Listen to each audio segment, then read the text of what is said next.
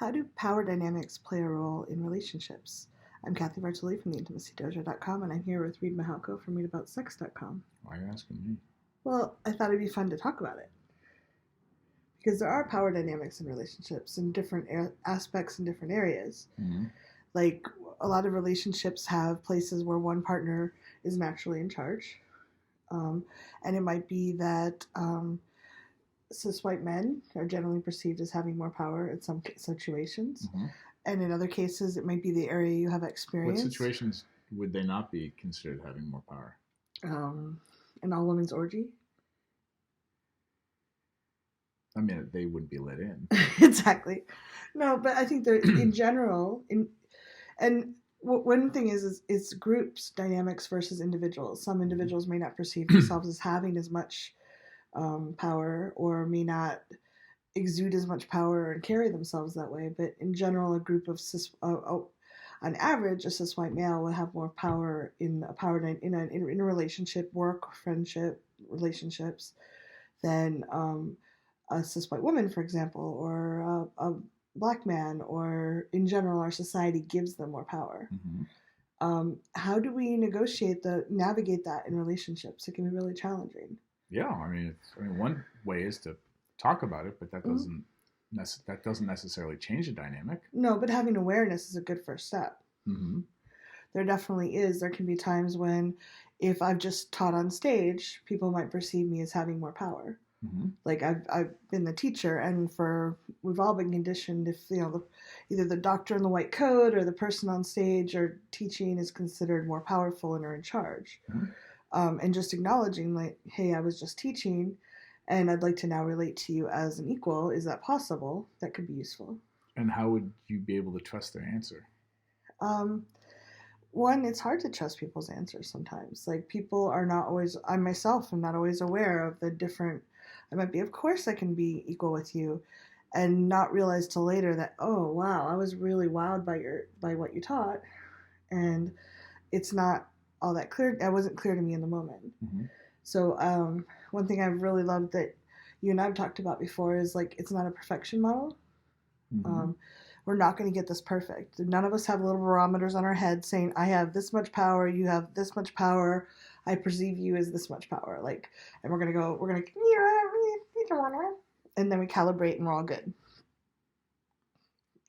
You might be asking yourself the question, why would you even ask a white guy that question?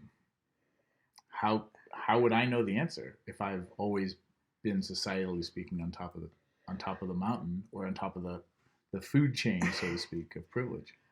Again, there's a difference between groups and individuals. Mm-hmm. To me, cis white men have been in power. That doesn't mean you, Reed Mahalko, have always been in power. You were once a small child.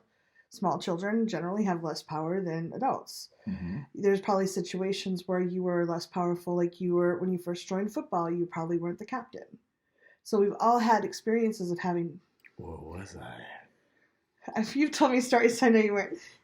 But we've all had experiences of feeling less powerful. Mm-hmm. To say, oh, cis white men are always on top, indeed, as a group, that's true. But as an individual, we all have different times where we feel more or less powerful. Mm-hmm. And knowing where people are sitting, like how they're feeling at the moment, and just acknowledging that we can be influenced strongly by our perceived status. I think it's worth having that dialogue. I think so too. I mean, I think it's something that people don't necessarily talk about, outside of like kink dynamics, where they're explicitly trying to play with power, or at least figure out what's a good fit for everybody. And then there's, in restorative justice and transformational justice, there's a lot of conversation about power and the ethics around it, and how those things influence consent, which is, that conversation is alive and well. Mm-hmm. That was something I went through. Like, the conversation is still alive and well for me, but going through an accountability process to try to figure out, like, how do you behave more ethically? Mm-hmm. And I think part of what I'm learning is that there's not always an answer. There's a conversation, and then everybody showing up to the conversation with where whatever they have, amassed in their journey. And then we're here, and then some people are in situations where it does not feel safe to have this conversation. And that usually for the people more in power, it's easier for us to talk about it because there's less at stake, because the tendencies might not feel like I'm safer always, but less harm tends to happen. There will be less repercussions for a white guy speaking up about something.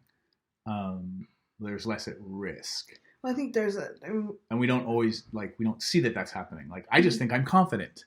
Well, if the world was taking a big fucking shit on me every day, I might feel less confident now, wouldn't I? Yeah. Yeah, we've had some discussions about that too. I love. The thing is, our survival brain really is conscious of status and how safe we are and how high up on the pecking order we are. It just is part of how humans interact. And if I admit I feel less powerful, if I'm already feeling, if I'm not feeling powerful, admitting that feels kind of like, that's frightening to me because I don't want to give up any more power than I've already lost. And I think that if a person in power that has the societally influenced power can say, hey, I'm noticing it feels like I have this, or I've had this privilege, or this societal support to have confidence or power in the situation, that can open a dialogue where people can even acknowledge that there's times when we all feel powerful. I know powerful and powerless. And the less I take care of myself, like if I'm really tired and I've had a rotten day, I'm certainly going to feel less powerful in the same exact situation where, it could be the same situation in general, but if I've had enough rest, I've had a friend that said, hey, good job on that or whatever, like when the more full our tanks are, I think that can influence our relative power even in a given situation. Well, I mean, the idea of being resourced. Yeah. Again, I don't even know that I should be talking on this subject because there are so many opportunities for privilege and people to assume, because I have a YouTube channel, that I know what I'm talking about, that I can talk about my experience, which is a valid experience, but the tools that will help somebody who is legitimately in a different pecking order, I don't know that I would naturally come up with those tools, because why would it occur to me, what do you mean? We all have access to power, don't we? Which is not true. Yeah. Well, I think the point of what I wanted to make was just we can talk about it. And we can choose who we talk about if we don't have to talk to someone we don't feel safe with. But even if you're talking to people you feel at the same power level, acknowledging that there can be differences and that we want to all have a voice no matter where we are in the pecking order, I think is really useful. Yeah. I mean, starting the conversations, giving people a voice, for me, myself, I'll speak for myself, but maybe people who look like me, shut up, listen to the people who generally don't have a voice, and when appropriate, ask or take a workshop to find out what those tools are. I think it's really useful. Like, you were very open for me talking about it. I've spoken to other people where there's just the privilege is just assumed, and they're like, what are you talking? Like, there was no opening to talk about it, and that's really hard. A lot of the things I had to learn were that there were a lot of things that were just invisible to me because you just don't notice. Yeah. The world is very much set up to keep me feeling comfortable. You as a cis white male. Yeah. Because what if I behave badly if I feel uncomfortable? And who will stop me? Yeah. And then what are the repercussions? And those are interesting questions and conversations. And you could attach ethics to those things. Yeah. Well, thanks for being willing to talk about it. I think it's just modeling that we can talk about it and not always have all the answers is just a really powerful thing. Yeah. So if you have questions or comments, please leave them below. We'd love to hear what you think. Yeah. Oh man, I have a stain on my shirt. Weird. Did that lower your confidence? Not my power.